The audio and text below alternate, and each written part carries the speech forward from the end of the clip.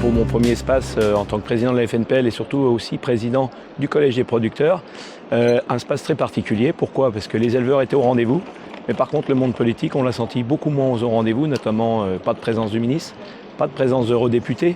Donc pour nous, c'est un espace qui marque peut-être une attention particulière, puisque tous ces hommes politiques qui ont dit dès le début de l'année soutenir l'agriculture pendant nos mouvements syndicaux, nos revendications, lors d'événements où on est là pour leur parler et surtout continuer à porter les dossiers, eux ne sont pas au rendez-vous. Donc malheureusement, on a vu quand même quelques députés, quelques sénateurs, mais on ne sentait pas l'engouement des périodes, par exemple, préélectorales, ou beaucoup de défilés, comme on le dit, des hommes politiques pour essayer de nous courtiser.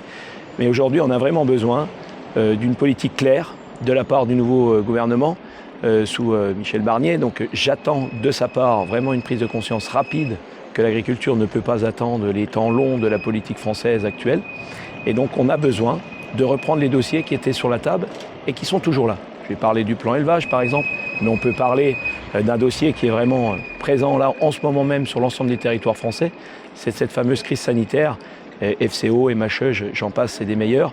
Mais la réalité, c'est que les éleveurs sont vraiment dans la crainte de l'incapacité du gouvernement à réagir assez vite pour nous préserver d'une crise d'une ampleur qu'on ne connaît pas depuis des années. Effectivement, on a profité de cet événement, nous, à la FNPL, pour faire une conférence de presse et rappeler qu'on était ancré sur les territoires et qu'on avait besoin de l'ensemble des producteurs de lait pour que la voix de la FNPL soit portée au plus haut.